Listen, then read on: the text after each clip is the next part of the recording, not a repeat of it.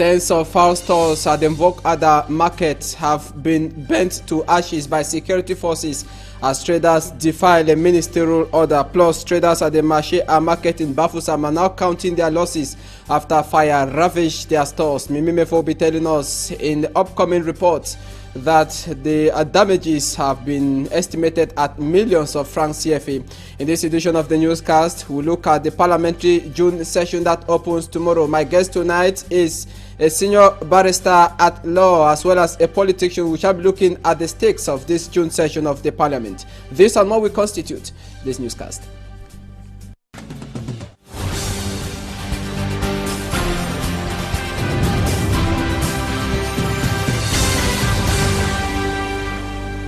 Good evening, I am Hansen Chanji. Thanks for joining me. This is the 6 p.m. primetime newscast you're watching on Equinox Television, broadcasting live from Douala, Cameroon. Equinox Central News Desk will take you to meet our reporters deployed all over the national territory. For what made news today, we begin with Roland Akong in the nation's capital, Yaoundé, where he tells us in our first report that security forces set ablaze stores at the Mvokada market.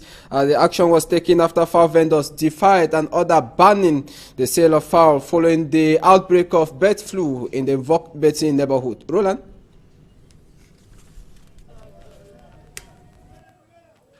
Security forces set ablaze the market stalls of chicken cleaners of the Mvogada chicken market in Yaoundé Wednesday.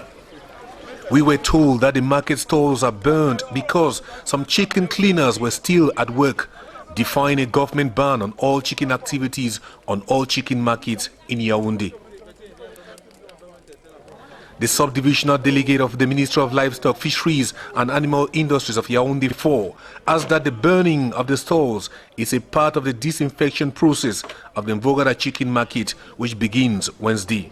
I told the police force that a team of disinfection was well organized to come, disinfect, and even maybe burn or take away all those boxes. But they decided just to do it now, which is still good because it's still helping. You know, the virus, we presume that the virus was already here because so many fowls died in this market. We sought to know from her more about the disinfection process of a chicken market hit by the avian flu. Disinfection means they're bringing in drugs, veterinary drugs that will kill the virus. So when we talk of disinfection, there is a particular drug for it, given by the Minister of Livestock, Fisheries and Animal. Elsewhere in the Mvogada market, hundreds of fowls are seized by security forces from a chicken vendor described as stubborn as he defies the government ban on sale of chicken, going on with his business as usual.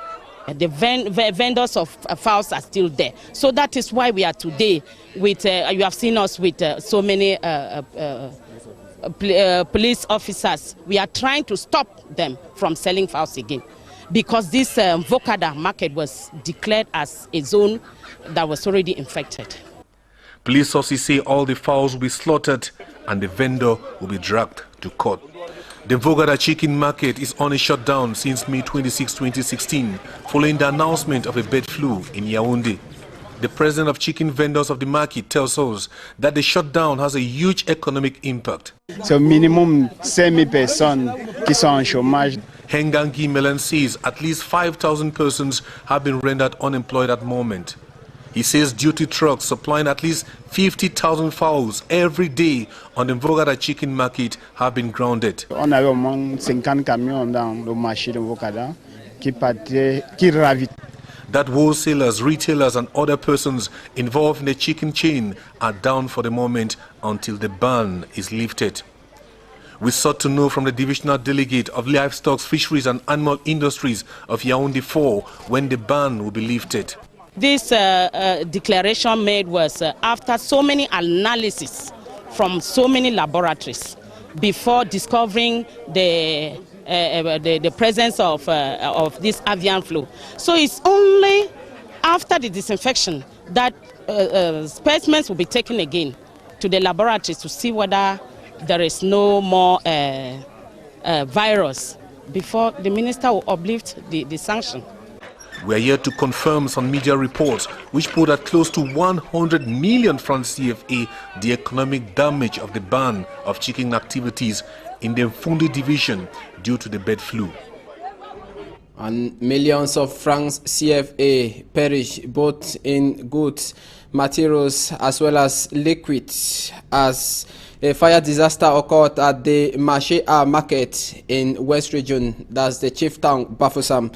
The exact cause of the inferno is not known. Mimi Mefo tells us in the following report that it is not the first time that fire has hit that locality. A report.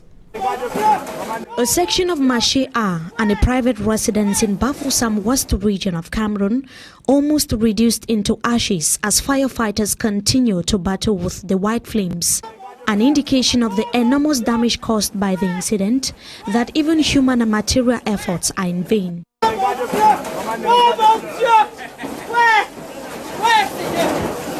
Few meters away are traders in grief, inconsolable over the loss incurred. One of them said that her shop was filled with goods worth over 3 million francs CFA just 2 days to the fire incident. Her worry is how to recover the money that she says was borrowed for the business.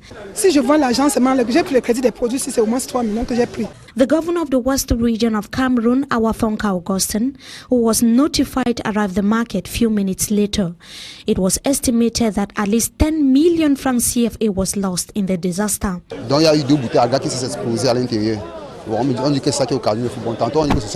It is still a speculation whether a gas explosion or short circuit caused the inferno.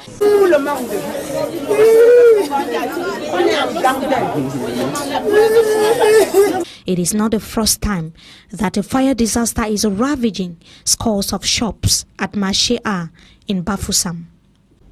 The insufficient supply of cooking gas in Kongsamba and its environs has left inhabitants very disgruntled in that part of the Mungo division.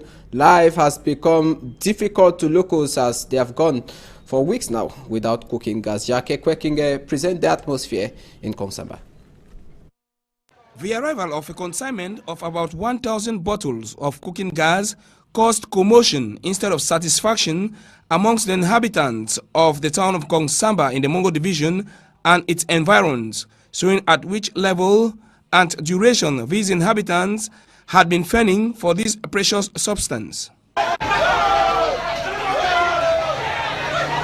Women, men and children had to line up as early as 6 a.m. at the different distribution points with their bottles, all in an effort to be served. The long wait, which at times led to the expression of disgruntlement.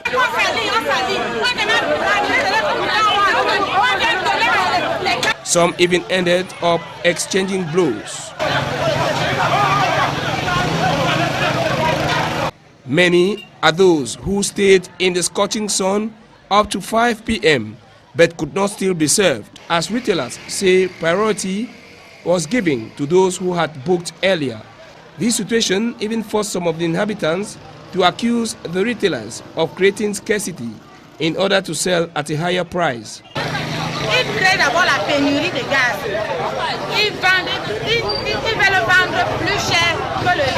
An allegation which was refuted by the retailers.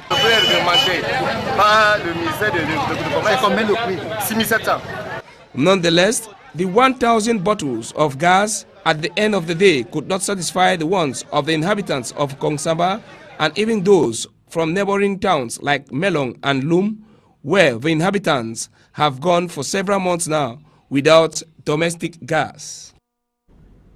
In the southwest region of Cameroon, the construction of bridges in Edinau to link that part of the southwest region and some part of Nigeria is paramount due to its strategic nature and importance to the southwest region of the country. The mayor of Edinau made the remarks as he inspected newly constructed bridges, but the old bridge, as our reporter presents in his images, is in an advanced state of dilapidation. Derek Jato.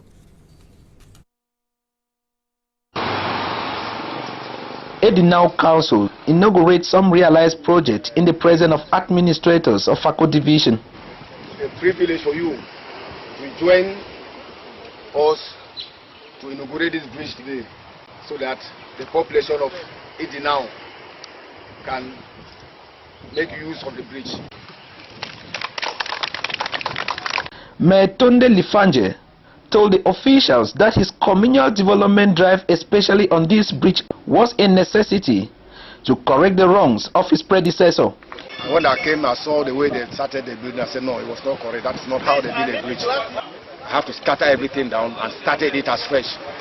And the bridge that you see like this has taken less than 10 million francs, whereas the small one that was only 6 meters by 1 meter, you have to prepare a contract for 13 million something. Mr. Kwame Yome Robert, Divisional Delegate of Public Works, after his inspection, gave the Edinau Council a tick. We are very satisfied for what the Council of Edinau has done by constructing this bridge. Edinau is an entry corridor from neighboring Nigeria by sea. And Mayor Tunde Lifanje says his municipality is already a construction site and road to emergence. Emergence economy that started in Edinau. This bridge is the council. Now, when you look at the other roads, especially the road that we took coming here, before coming here, that one was the BIP, public investment budget for council road maintenance. And the long road is another project. We call it in French Fond Routier. That one is a special project, and that one was given to 3 councils in the region: Edinau Council, Menji Council, and Bangem Council. So that one they have to tar, and the tar has to cross this bridge.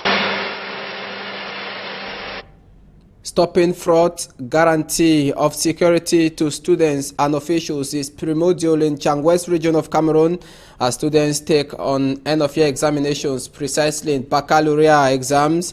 Our reporter Babylon Jonathan tells us in the following report that officials resume systematic check of students at the entrance in 2 sitting centers in the West region of Cameroon. His report.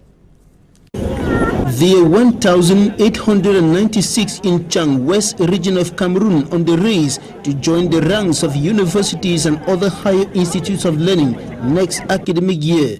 They are sitting in for the 2016 session of the baccalaureate examination since Tuesday. Government Bilingual High School Chang is hosting 949 candidates and Government High School Chang 947. Nous avons procédé à la fouille systématique. The principal of Government Bilingual High School Chang, Kenfak Pierre-Marie, says the systematic checks of students at the school's main entrance, which they started at school resumption but later stopped, has resumed in a bid to turn down any possible security threat. It is the same thing at Government High School Chang. The principal, Mrs. Madeleine, adds that her school is also laying emphasis on punctuality so as to check potential lapses that could hamper the smooth unfolding of the examination there. Some of the students say the first subject, literature, was within reach, while others were disappointed because some of the topics on which they speculated did not appear on the question paper. Others have simply put their fate in the hands of markers. Over in the northwest region of Cameroon, a non-governmental organization based in the country has assured some Cameroonian students that going abroad for greener pastures is needless because Cameroon can provide their wants. In order to achieve this, the students were told to be innovative, carry out research, and above all be optimistic and work independently. Let's now have an excerpt of some members of that group. I discovered a problem in our community, a leasing system that is encouraging women. So I started an initiative that works to liberate women from that because they lost their sources of livelihood. So I work with women to recover those livelihoods. So I actually presented the information during the application process. Yes, and I was selected for this program. Part of the things we are doing today as Mandela Washington Fellows in Bamenda. First, we reached out to students to tell them that you can make it in Cameroon. You must not need to move out of Cameroon before you become somebody. And telling students that you don't need billions to start a business. You just need a good idea. And Back here, we are having the interfaith dialogue with the youth leaders, and the essence is not, we believe that in as much as the social change is being created, we also need peace in order for all of those initiatives we start to excel, not only promoting positive social change, but promoting tolerance and peaceful coexistence in our. Coming up in the second part of this news, we shall be looking at the June session of the National Parliament with my guest tonight, who is a senior barrister at law and a politician. We now talk something else. The working spirit of doctors in the Southwest region is a perfect example for other doctors in other 9 regions of Cameroon to emulate. The president of the Cameroon Medical Council made the remarks while chairing the 2nd Regional General Assembly of Southwest Doctors. Davidson Maimu report from the OPEC city of Limbe. He is the outgoing Southwest President and newly elected Vice National Secretary General, Dr. Peter Louis Ntifo. All what we are doing here is to make sure that, in spite of the difficulties in practice, the doctors of the Southwest should be able to practice medicine in a way that, is prescribed by the text and by the law. The 2nd General Assembly of Medical Doctors, under the canopy of the Cameroon Medical Council, is an arena for the medics to discuss some of their plight. Professor Tetanye Ekoy explains. The health of my patient is my only interest. This in spite of all the bad conditions of work, in spite of all the bad salaries, in spite of all the bad conditions, bad environment. The national president, Dr. Guy Sanjo, say a part of duties, doctors equally have rights. Le droit, c'est qu'on ne doit pas le frapper. On ne doit pas le menacer. Si on menace un médecin, il ne fera plus rien. Moi, si on me menace, je n'opère plus. Et si je n'opère plus, vous allez mourir. Coming at a time when a lot of malpractices are said to be perpetrated by some doctors, the first assistant SDO for FACO, Likumbe Vincent, have this to say. Do not withhold life or limb-saving treatment from anyone because of lack of money. Order must and shall reign in the practice of medicine in the Southwest region. The Southwest 2nd General Assembly brought together medical doctors from all the nooks and crannies of the Southwest region. We take you to the glass house in Ngwaikele, where speculations are rife over the modification of the constitution as members of parliament converge on the nation's capital, Yaoundé, for the June session of the parliament. Speaking to Equinox Television, Sustain Efuba, a political scientist, says the speculation is just a perfect example of the African modern society. Roland Nakon. Cameroonian lawmakers converge on Yaoundé for the June session of the National Assembly and the Senate, which opens Thursday. During the session, MPs are expected to go on with their usual business of making laws and controlling government actions. However, speculations are rife, just as during the last session of Parliament, of the tabling of a bill before both houses in Congress for the modification of the Constitution. In a chat with a political scientist at the University of Yaoundé too, Dr. Sustain Efuba says the speculation on the modification of the Constitution keeps coming up each session of Parliament because Cameroon wants to match what obtains in other countries in Africa where constitutions have been modified. Le Cameroun doit évoluer, s'adapter aux mutations de son environnement. The modification. It is widely speculated that the modification of the Constitution aims to introduce the post of a vice president in Cameroon and the reduction of the presidential mandate from 7 to 5 years, among others. If modified, critics say the modification should be for the benefit of all the people of Cameroon and not just for the benefit of a particular individual or a group of individuals. Roland Nakong taking us to the second segment of this newscast. I am receiving senior barrister at law Ashu Agbo, who is equally a politician. With him, we shall be looking at the June session of the Parliament. Right ahead.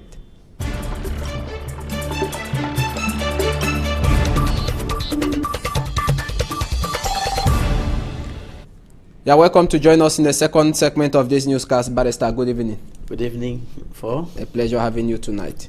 Thank you. You followed the report by Roland Akonde. Speculation arrived that there could be the modification of the constitution. Are you also among those who are speculating? Well, I think that if there is any modification of the constitution, it is to be expected, because we have electoral laws which need modification. But the only problem is that the speculation touches the possibility of reducing the presidential mandate and introducing a vice president.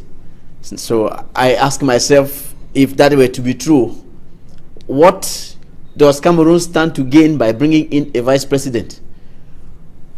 We already have the president of the Senate, who is Marcel Ndjifendi, who is supposed to take over if the president were to die or be incapacitated in any way. And that president is supposed to, senator is supposed to organize elections. Now, the prime minister is head of government. And if we are to apply the law, he is the person who is in charge of running the country, and he only informs the head of state of whatever he does. Although we know that in practice, that is not what happens. So, if we are bringing in the vice president, what plus is he going to bring to government action? Are we going to say that if the president were to be incapacitated or if he were to die, the vice president will take over? Are we saying that this is a ploy for CPDM to launch into orbit somebody they seem to look at as possible successor of Mr. Biya? If that is the case, we all know that, well, even if you modify the constitution to say that the Senate president will no longer take over if the president were to die, and the vice president will take over if the president were to die or resign, or resign, not only die. Okay, if you were to put the vice president in place of the Senate president, you will still have to contend, because inside CPDM, the CPDM constitution says that their president is the natural candidate.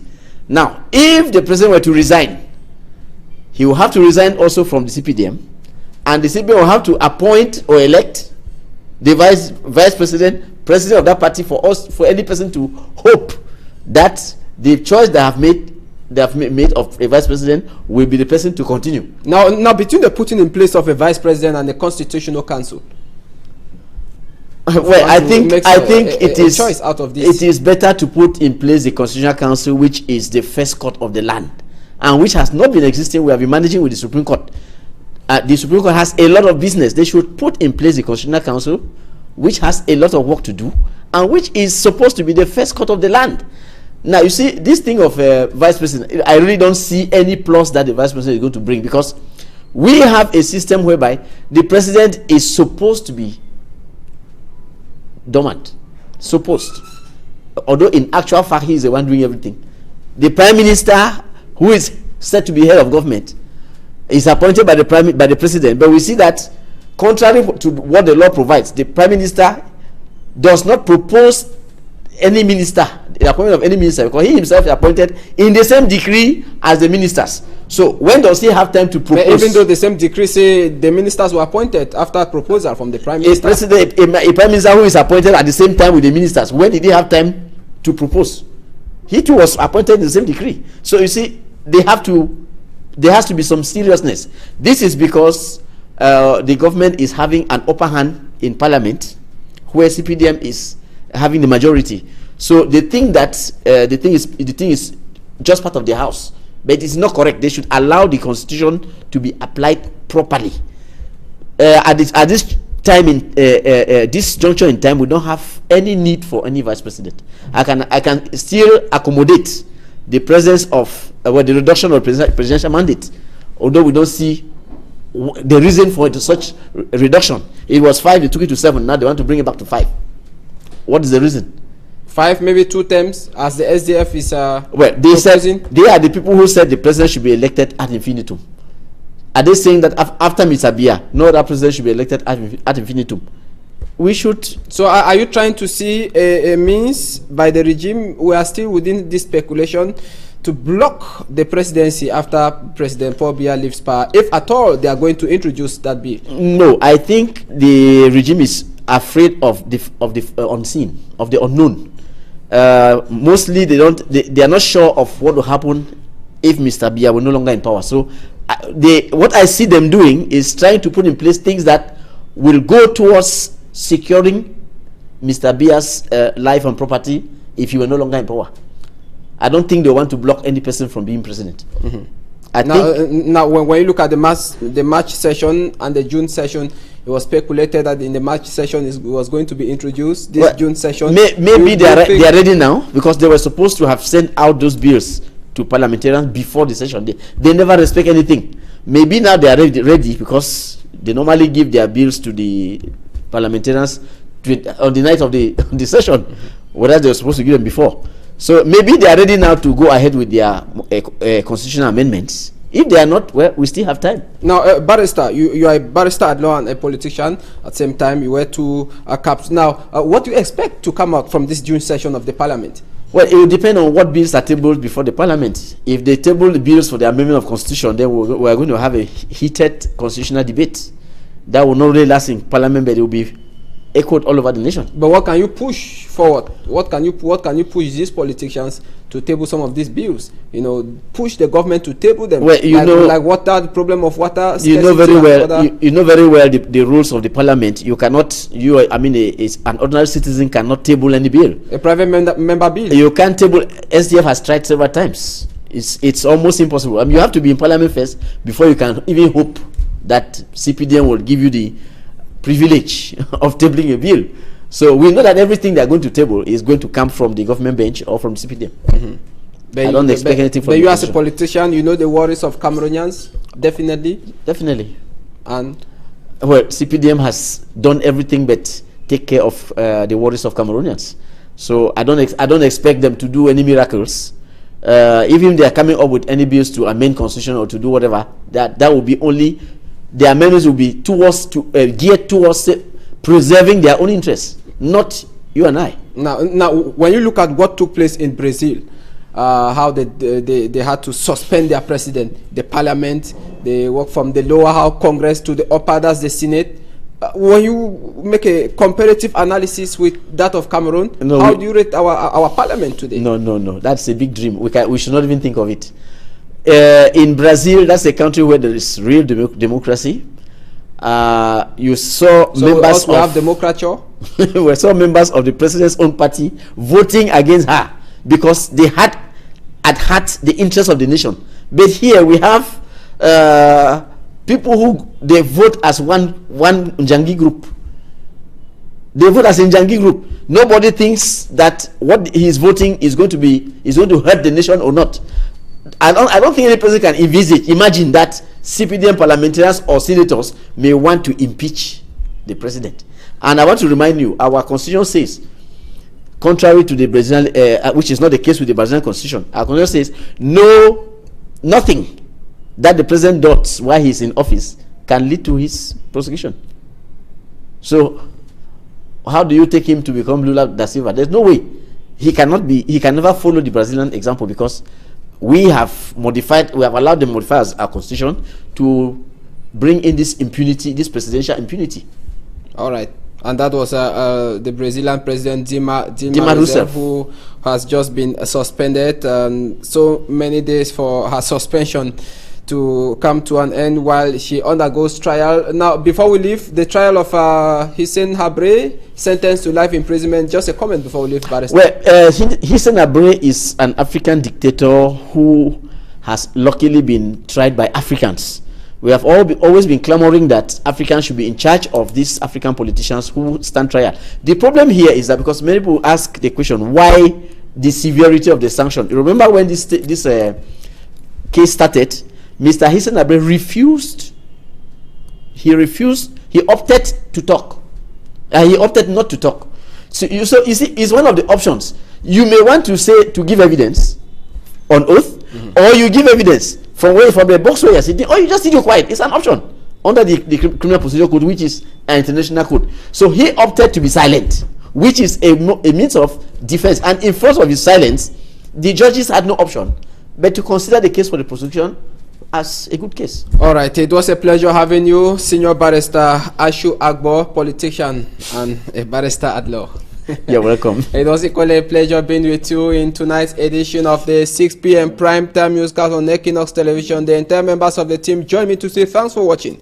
Good night.